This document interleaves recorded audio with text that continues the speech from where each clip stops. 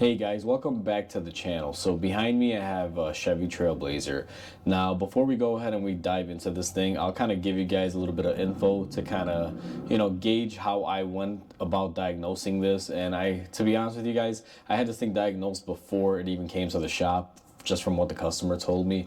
So what happened to this thing is the customer said they had it parked for about a month and a half. After that long period of time, they started the truck up, they went to go move it, and they noticed the truck was not moving in any gear, forward, reverse, you name it, it wasn't moving. It was like being in neutral all the time or in park. After that, they noticed on the ground there was a bunch of red fluid leaking, and after that they went ahead and they topped off the transmission. They filled it up with, I believe, like 5 or 6 quarts, and then the thing started moving again. And it's been driving ever since. They said they haven't really had an issue or anything, but they wanted me to look at it because, obviously something's off here. So what I believe is going on this thing, when it's set for about a month and a half, all the oil will drain from the transmission back into the pan, and it'll exceed the level where the gasket and the pan meet the body of the transmission. And what'll happen is if the gasket is weak, it'll just leak all that fluid out, because you got to remember, if this is where my gasket and where my pan meets the block, and the pan's here and the block's here, guys, that gasket in between, if that oil starts coming down and it doesn't remain here, it kind of stays up here, the gasket will leak out until that fluid level kind of gets right up underneath it. And that's what I think is going on with this thing. So let's go ahead and get it up in the air. Alright guys, so we are underneath the truck now, and we are looking exactly at our trans pan. This is where the bell housing is, and then our pan is right here. And if you guys will notice, it is pretty wet. You can see there's a bunch of dirt and oil all over the place, and we even have some drips right about here. Now I looked all around this pan, and one thing you guys kind of notice is it's kind of dirtier here. That's because when the car drives, everything kind of attacks it from the front. That's why sometimes you'll have more dirt towards the front of the pan, but you'll also notice along the sides there's oil. And take my word for it, just because I don't want to move the camera and shift it around too much, the whole oil pan all the way around looks like this, primarily like this side. Now what I look for in this situation is I look to see, and you'll kind of notice this is where the pan meets the transmission, and you want to take a look above and see if there's any oil, and then look up underneath. Now I can clearly see where the pan mounts and down, it's wet. Where the pan mounts and up, it's not really that wet. So that tells me the cause of this leak is not above my pan, it's basically at my pan or lower. Now looking at this realistically and being a mechanic for years, I know when I'm looking at this that my trans pan gasket is leaking, and with the transmission and the whole truck sat for a month and a half, that fluid level came above this level right here, because this thing does take about, I believe, 10 or 12 quarts, and obviously this pan is only about a 4 or 5 quart capacity. So if everything drains out in a period of a month and a half, and this gasket is not strong enough, it will leak out most of the fluid, and that's what happened in this case. So the first step in this is you're going to want to remove your pan. Now these bolts are very easy to get to on this application, guys. They don't really fight you. And the way that I do this, and now I've done a lot of trans videos, I think I have like 2 or 3 of them up from particular styles. I always do the same exact effect on every single one of these. What I'm going to choose to do is remove all the bolts around this front side, and I'm going to have my pan underneath it to catch any of the fluid. And then what I'm going to do is leave a bolt or 2 on the back and just kind of let the oil drain out. Now this trans pan doesn't have any sort of drain, therefore it can be kind of a nuisance, because you can make a mess if you're not careful. But if you do it this way, you'll see that it doesn't really make too big of a mess. I went ahead and I removed most of my bolts, guys. The only bolt that is left is back here. I left one just to kind of hold the pan up. Now sometimes these things will gush fluid out right away, sometimes they won't.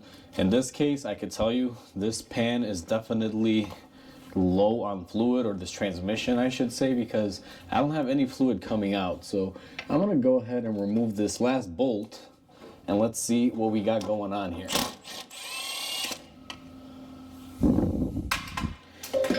So this right now, guys, if you've seen my other trans videos, normally would gush out fluid. In this case, we don't have that. So let's see how low this thing really is. So you can see we got some fluid coming out here, and wow, yeah, this thing is definitely low, guys. So we've had a leak here for a while, And even though the customer filled it up, they probably didn't fill it up all the way. Normally these transmissions, as soon as you start removing a few bolts, they will start leaking. They start gushing out. Normally they make a huge mess, but if you guys look at the pan, let me see if I can angle you guys down here. If you guys look at this pan, I believe the fluid was somewhere about right here in the middle and not even above where it should be. And this truck has been sitting in the shop overnight, which, you know, I thought there would be more fluid in there. Now that we took the transmission pan off, guys, there was not a lot of fluid coming out of there. The customer said they did put several quarts in this after it wasn't moving, but it may have leaked more, or possibly they didn't fill it up enough. It's not really the greatest thing to see it being that empty. Next thing that we're going to do is go ahead and remove the filter. Now these, you just kind of got to wiggle them in and out, and you got to be very careful. They are made out of plastic. They can break. You can see mine's let loose right there. And there is a little bit more fluid coming out of here. Typically they have a lot more gushing out. In this scenario, again, this thing is pretty low. There's not a whole lot coming out. Now when I took off my filter, you guys will notice that it did not come off with the little gasket or the little holder, the little rubber bushing that's supposed to be on the oil filter. What I'm going to do now is let this thing drain out as much as it can and let it stop dripping. And before we install the new filter, we do have to remove that. So I'll be back with you guys and I'll show you that step. So while our transmission is draining, guys, I just kind of wanted to show you what the kit consists of. Now, I'm using a genuine AC Delco kit on this. Basically, this is a GM product, so I'm using GM parts. And I do have to say this, I'm not happy about it. Now, they give me the little gasket ring that's supposed to go on the oil filter. We have yet to remove this. This is what I was referring to in the last clip that got stuck inside the transmission, which is normal. You know, we take those off. It's not a big deal. We got our trans filter, which is the same exact filter. Now, on these filters that are half metal, half plastic, I urge people to always look on top here. Make sure there's no cracks in the plastic. I've had a few filters where I've seen they have like fine cracks here. That's not going to serve you really well, because this thing is supposed to suck up fluid. And if you have air getting in here, you're not going to be sucking up fluid, you're going to be sucking up air, therefore you will destroy your transmission. Now these two items are kind of normal, that's how they come. The thing where I'm disappointed in the AC Delco kit, guys, is, if you guys can kind of read that, it says cork. They give you a cork gasket. Now, I'm not a fan of cork gaskets. These things, they probably were great in the 1930s and 40s when, you know, cars were starting to become a thing. But cork in the modern day, I mean, these things have a tendency where you can put them on there and you tighten them, and, you know, 10, 15, 20 miles down the road, you got to retie them, and they do have a probability of leaking. The way I'm going to probably choose to do this is I'm going to be using this gasket, but I'm also going to be using some silicone along with it to help it seal, because I don't feel comfortable just putting this gasket in just like this and giving it back to the customer, because I have a feeling we're going to wind up with the same style leak. So, you know, I'm going to kind of cover that basis here too. So now that we got our kit and our filter shown to you guys and the transmission is draining, the next step is we got to remove this ring from inside the transmission. So let's go ahead and do that. Alright guys, so we are on the transmission now. It's been draining for about 10-15 minutes and there's still little drips coming out. Now the filter goes up here in this hole. You guys probably can't see it that great. Let me see if this light will kind of help. See if I can position this where it's kind of out of the way, but it helps you guys see. So you can see right here now, there is a gasket in there. It's like a collar bushing kind of with a ring. And what we're going to be doing is we have to remove that. Now, you should not reuse that. Usually they get worn out, you know, because they've been holding the transmission filter up there for a while. So you always want to replace them. Now, what we're going to be doing is using our seal puller. This tool has like little hooks on the side, you guys can see. And what it does is it'll grab that out of there and pull it out. You want to be very careful when you're using this, because this does have a tendency to gouge out the transmission because it is pretty sharp. So just be mindful. And what you want to do, and I may be blocking the camera here guys, is you want to just stick it in here and just pull. And again, it doesn't require a lot, but you just kind of gotta pull at it. Now, I'll be honest with you, I'm not liking this because I tried pulling mine out right now and it has a tendency to break apart, and that's what's happening. It's breaking apart. I don't know how well you guys are gonna be able to see it. This thing's a nightmare to film, but you can see I kind of put it on the edge there, and I don't know how well you guys can see, but right about, let me see if I can get my thumb there, right about there. You can kind of see it's breaking apart. So I'm gonna have to think of another method on this now. I'm probably gonna put you guys down. I don't think I'm gonna be able to record it because what I might have to do is get in here with some sort of screwdriver or something brass and just kind of knock that out, kind of bend it inward and knock it out. Usually these things come off fairly easy. Sometimes they don't. In this case, they don't. Now, I'll bring you guys back. Just let me kind of figure out what I'm going to choose to do with this here before I move forward. And I'll let you know how I wound up getting it off, or I might actually record it once I figure out a solid method. Alright guys, so I brought you back in. So what I did was I kept using that tool that you saw previously with the hook and kind of tried pulling it down more and more. Then I took my flathead and I kind of bent up a tab here. I had pulled some of it down and it just kind of stopped there. So what I'm going to do now is I have enough of a lip hanging off of it to just kind of grab it and pull it out. And if you guys can see here, this is what we're after. And you can see how it kind of got damaged. Now, sometimes they come off easy, sometimes they don't. One thing you want to be careful is make sure that you don't have any damage on your sealing surfaces here, because that tool that we use can be pretty sharp.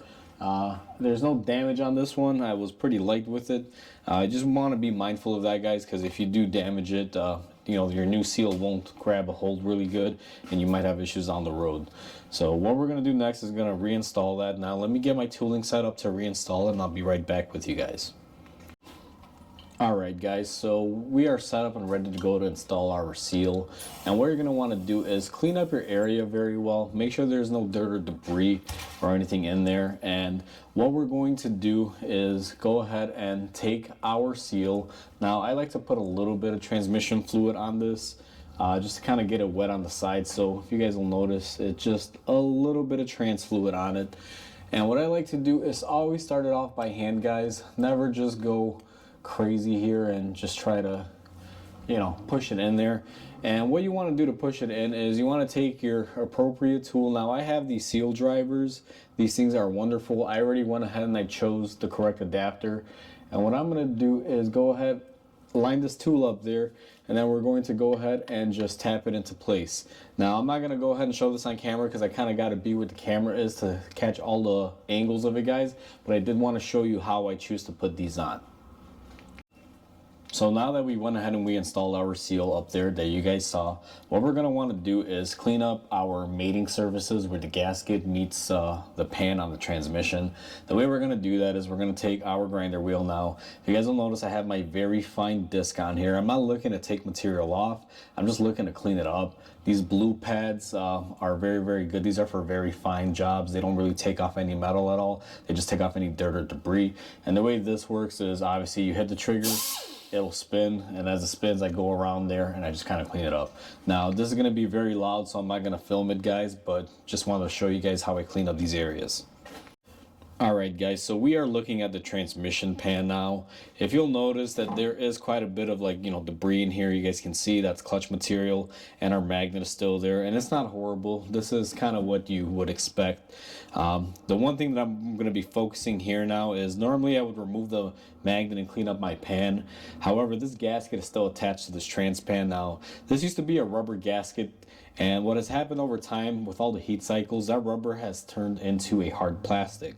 Now you can try to remove this and chip away at it. I even took my little flat blade and I'm trying to get up underneath it. It's not coming off. So the only way to get this thing off, at least in my book, quick and easy, would be to take my grinder and just kind of grind it off. Just to kind of show you guys that process, and it's going to be a little loud. You may want to turn on the speaker. I'm going to do a small section of it and you guys can see what I'm referring to.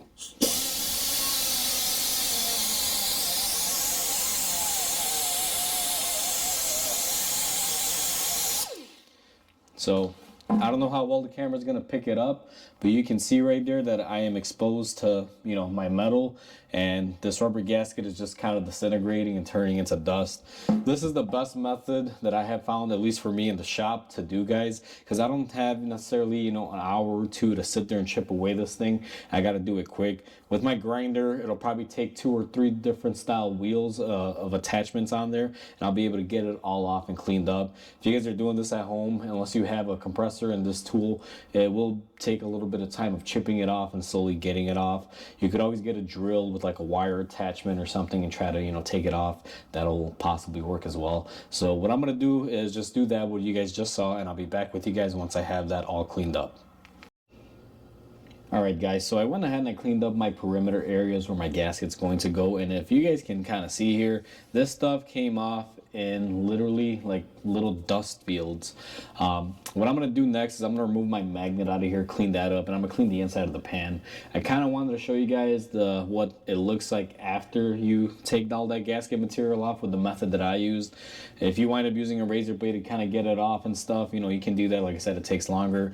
With my way, it just creates a lot of dust because eventually that rubber turns into rubber dust. So let me go ahead and get this cleaned up and I'll be back with you guys. Alright guys, so we went ahead and we cleaned up our pan. As you guys can see, night and day difference from the last clip. Now what you're going to want to do is take your pan gasket. Now I hate this gasket, guys. Cork gaskets and me, we just don't get along. These are the worst in my book. So you want to line it up just to kind of make sure that you have the correct gasket. What you want to do is just check every single one, and all my bolt holes line up, and I figured out the orientation of the gasket. So we're going to go ahead and take this to the side now just to kind of keep it away from any dirt and debris. And now typically the way they want you to bolt this up is you put the cork gasket on there and you bolt it up on the trans pan. I'm not going to do that on this one. I don't trust just the cork gasket. These cork gaskets, they compress. If you ever taken out a wine cork, you can kind of tell that they have some springiness to it. And the way GM wants this gasket to work is they put these little raised ends on the actual oil pan. Maybe a little bit difficult to see. Let me zoom you guys in. You can kind of see that we have a couple of these little like raised ends. Now what those ends are supposed to do is, you know, they're raised a little bit more and they're supposed to be like a finger pushing up on it. However, what I find out is that after so many years of this truck being on the road and the constant pressure of those fingers pushing up, eventually it tends to go flat. Plus when you clean off the gasket, if this thing's had a trans service before and they used the grinder method that I used, you do tend to lose a little bit of material on there, so it's not always the tightest. Now I called around, I tried finding many different manufacturers, and you know, no one has this gasket in the way that I wanted. They're all cork or rubber plastic. For me, between the two, the cork one is a usable gasket as long as I, you know, put some sealer on my oil pan. So what I'm going to do is I'm going to take my gasket maker. I'm going to put a very thin amount of it along the oil pan.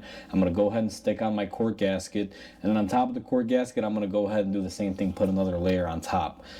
So that way not only do I have the cork gasket, but I also have a silicone holding it together, so that way you know, there's no future issues. So let me go ahead and get my tools prepped, guys, and I'll be back. Alright guys, so we are back. We went ahead and we cleaned up our pan. We got our sides cleaned for our gasket, and everything is nice and clean. So the next step is to go ahead and put our gasket on. Now, my initial idea was to use this cork gasket, guys. I just can't bring myself to using this because the only way that I can use this and trust it would be to silicone it on, and it would have to be siliconed in both ways, top and bottom. That just doesn't work for me. So what I'm going to choose to do instead is I'm going to be using a different gasket that I ordered. Now this gasket that I'm going to be using is from Velcro, but it's not a cork style gasket per se. It's more of like a paper style gasket. Now I went ahead and I opened it up, and just to kind of show you guys, this is a better designed gasket simply because I can go ahead and put it on, and yeah, this will eventually, you know, will decompress and I'll have to retighten it. But if I do it this way and I put a little bit of silicone throughout this, it shouldn't leak and I shouldn't have any issues. It's just this other gasket, when I was trying to lay it on here, and not that I have anything against cork gaskets or anything of that nature, but if I take this and I try to lay it up here, I mean, this thing is just bent and it just wants to fight me. I couldn't get it to lay down straight. Now after I glue it, I know it'll lay down straight and it won't move around, but still, like, I mean, look at this thing. It's just very flimsy, very cheap. So I went ahead with this gasket. Now this gasket is a little bit thicker. It's more of like a paper mesh slash felt material kind of. I prefer this gasket over the cork, although I don't even prefer this gasket. These are very cheaply made gaskets, guys. I don't know why they don't have some sort of O-ring spring style gasket for this. I just can't find anything anywhere. So this is what I'm going to use just because this is what I have to use. So the way we're going to set this up is I'm going to take you guys to the bench and I'll show you guys how I make these gaskets work in our favor. Alright guys, so we are currently on the bench. Now we went ahead and we got our gasket to the side here. We went ahead and we took it off. And what we're going to be doing is I'm going to be installing a very small bead of silicone. Now I don't like using silicone on this because for the next guy who does this job, if they ever have to go into it, now to be honest, I don't think this will ever get another service simply because this thing already has quite a few miles on it. So I think this is going to be the last time unless it comes back for another leak or something, you know, maybe caused by this repair, but I doubt it because I'm going to take my best effort and make sure that we don't have any issues, even though we are given really subpar gasket materials. So what we're going to do is we're going to go ahead and take our gasket maker. Now the one that I use is this Right Stuff. It's a 1-minute gasket maker, and I love this stuff, guys. This is kind of the same thing that we use at the dealer when we were making, you know, gaskets for oil pans and things out of silicone. So what I do is I make sure I got my very small nozzle hooked up to it. Now, we're not going to be drenching this thing.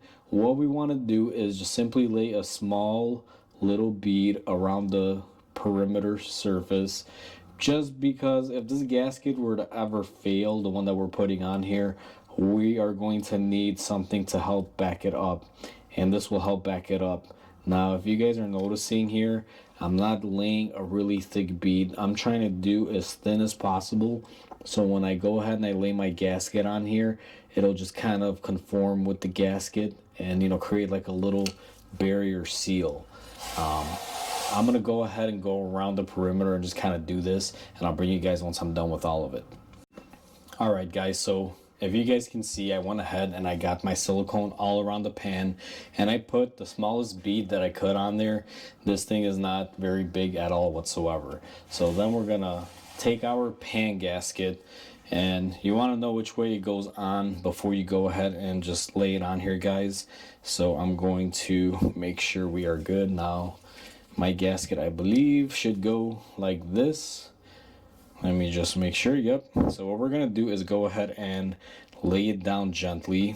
Now I went ahead and I cleaned my gloves off. If you guys see, my gloves are kind of dirty or stained. That's pretty much just all it is, guys. I went ahead and I used some soap and water and got any oils or anything out before I did this. Gloves are not cheap, so I try to keep them going as long as I can. Ever since Corona, you know, they're like $25 a box, and you do need them, so you keep your hands clean. So what I'm doing is I'm going ahead and I'm just gonna kind of go along the perimeter and push this down, make sure it's nice and flat, and I'll be back with you guys once I'm done with that. Alright guys, so I went around my perimeter area. You guys saw I just basically flattened it out and pancaked it. One thing you can also do if you want is you can flip it over on a hard surface and just make sure it gets all the way in there.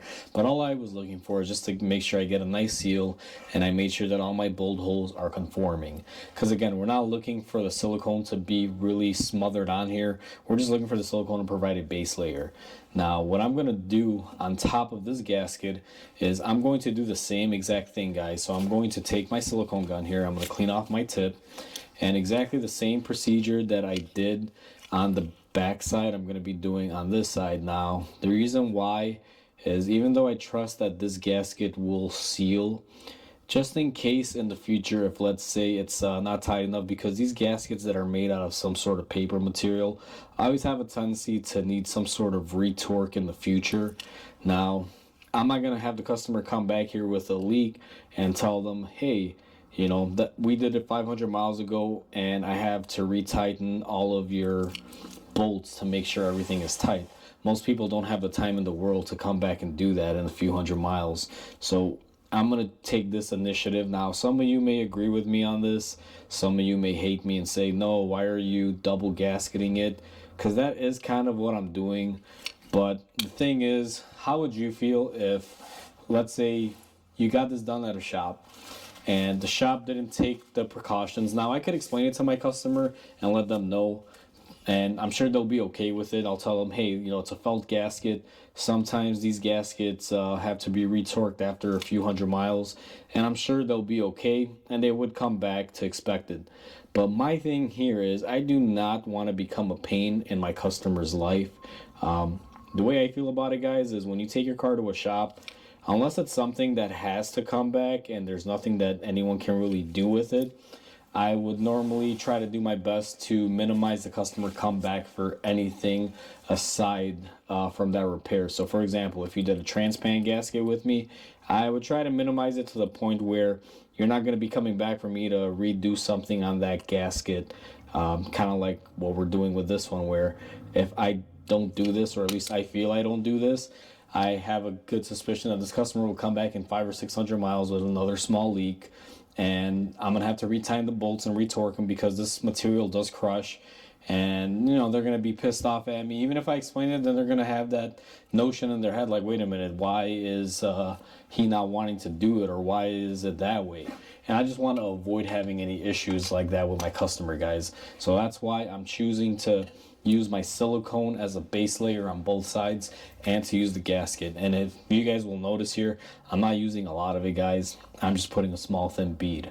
So if you guys agree with it or not, it's just how I'm choosing to do it, to prevent a customer issue later on, because this lady doesn't want to keep being tied to me coming back here every 500 or 600 miles to reseal a gasket. I'm pretty sure this will be the last time I work on this transmission or on this car for this particular reason, because this car is getting up in age, and the lady that owns it told me this is the last thing she wants to do to it. She's just trying to get a couple more months to a year out of it, and then she's going to be looking for a new car. So we're just going to make do with what we have. So let's get back over to the car, and I'll show you guys how to put this on. So now we got our areas cleaned up, guys, and the last step before we put the pan on is you got to install your trans filter. Now, you already saw me install previously the little gasket for it. So what I'm going to do is go ahead and press this in. These are primarily pretty easy, but after you replace the gasket, sometimes they can be a little bit of a pain. So you just kind of got to make sure they work themselves in there and snap into place.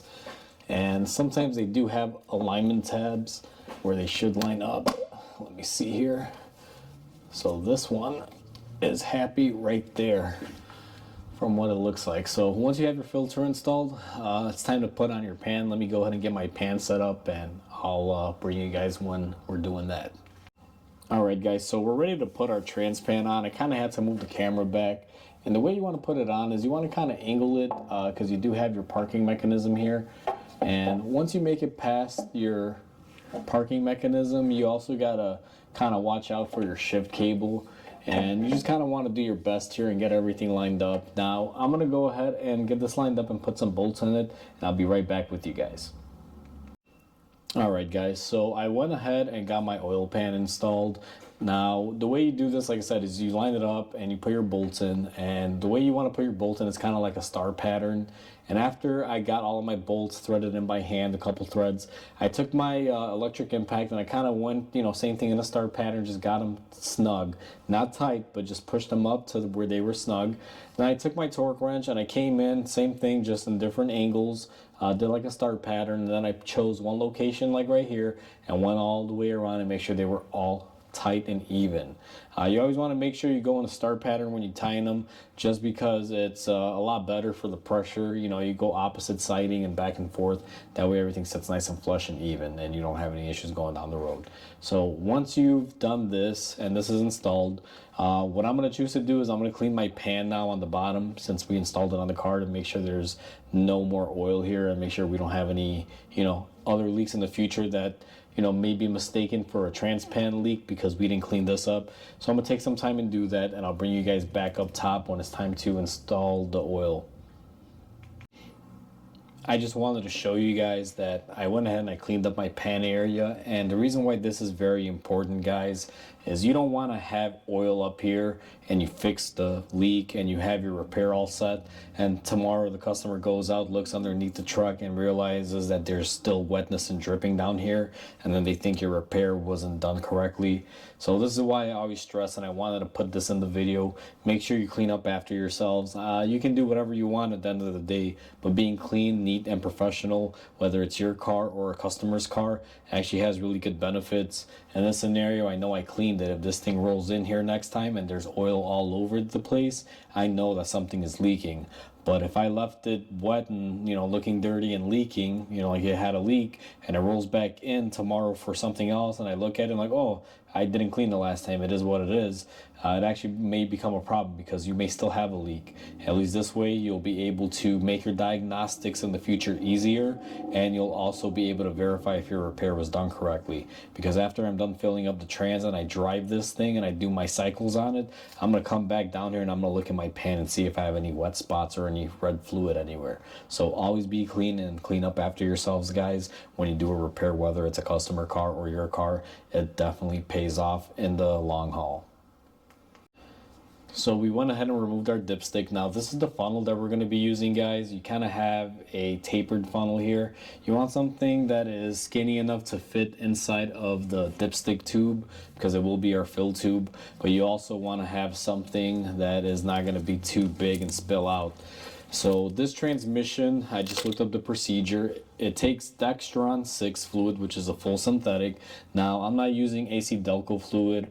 I'm using Dextron 6 that my supplier has in stock. It's virtually the same thing. It meets all of GM requirements. It actually exceeds them. We're going to go ahead and we're going to pour 5 bottles in here. Now, according to the manual, when you remove your pan and you reinstall it, you should put back 5 quarts. After you install the 5 quarts inside the engine, inside the transmission, what you're going to want to do is start it up and cycle it through the gears, and you should be basically getting it warmed up to around 190 degrees or 200 degrees according to the service manual. Once you do that, they basically want you to park it on a level surface, let the engine idle, cycle through the gears one more time by going from park, reverse, neutral, drive, and so on, back and forth, and then you can check your level. Now, I'm going to do all this stuff kind of off camera, guys. I'm showing you guys the filling here. I'm already on bottle number 2. I'm going to go ahead and throw the rest of the fluid in there. Once I get my 5 quarts in here, what I'm going to do is I'm going to run the car on the lift until it gets hot enough to that temperature range, and I'm going to verify it with my scanner, and that's when I'll bring you guys back in and show you the checking procedure and everything else. So I'll see you guys in a few minutes. Alright guys, so our car has been running. I went ahead and I got my temperature on my transmission up to scale. So just to kind of show you guys on the scanner, we are at 181.4. So our transmission needs to be in a range of 180 to 200 degrees to be able to test it. Now I went ahead and I got my dipstick here. I cleaned it off and I'm going to go ahead and insert it. Now the engine is running, guys. I drove the car on the lift until we got to 181 degrees. I shifted it through all the gears. I let it sit, and now I'm inserting the dipstick. Now, I already went ahead and I did this off camera, and I don't know how well the camera will tell, but you can see that we have our trans fluid basically up to that second hole there. You can see it's in the crosshatch areas. That's where you want your fluid to be. So once our fluid is verified and everything is good, what you're going to want to go and do is go ahead and turn off the truck and do whatever you got to do to clean up your area. Now you can see I kind of made a mess here. I'm going to clean up my area, but we have verified our transmission level is correct. Alright guys, so we went ahead and we just checked our fluid. Everything checks out good. I went ahead and I did some cleaning under the engine bay because I'd spilled a little bit of oil and things of that nature. So I went ahead and took care of that. After that, I did an oil change and a few other small maintenance items that the customer had requested while the truck was here. And while doing all that, I did raise the truck back up and I checked around my oil pan, made sure there was no leaks present and everything was a-okay. No leaks, nothing was wet. So I'm very happy with that. Now, I'm going to take this out for a test drive, make sure everything is okay on it. You always want to do a good test drive. And I will probably check the fluid level again just to make sure it's okay after the test drive and check for any more leaks. And once I do that, she'll be pretty much ready to go. Now, this procedure, guys, will apply to many different GM vehicles. I know I'm showing this in a Trailblazer, but this is a 4L60E transmission. These things, you can find them in everything. the Trailblazers, the Envoys, I believe Blazers, and pretty much almost anything GM usually uses this. It's a very universal transmission, so you can take what we did here and apply it towards anything that has the 4L60E. It's the same usually. Now there will be some pan height differences. They do make a shallow pan and a wide pan. This one has the wider pan on it, but the procedure is exactly the same. Just requires a little bit more fluid, so make sure you check up on your specific application. So hopefully this video helps you guys out. If you guys are doing this on your car or truck and you have this transmission and you want to do a maintenance item or just repair a leak like we did in this one, hopefully it helps you out and it prepares you guys for the journey to be able to do it. If you're watching it just for entertainment, hopefully you enjoyed it just from an entertainment perspective. So please comment, like, and subscribe. It definitely helps my channel grow, guys, and I really appreciate it when you guys give me input on my channel. It definitely helps me become better and stronger, so I really appreciate it. And with that said, hope you guys have a great day, and I'll catch you guys on the next repair.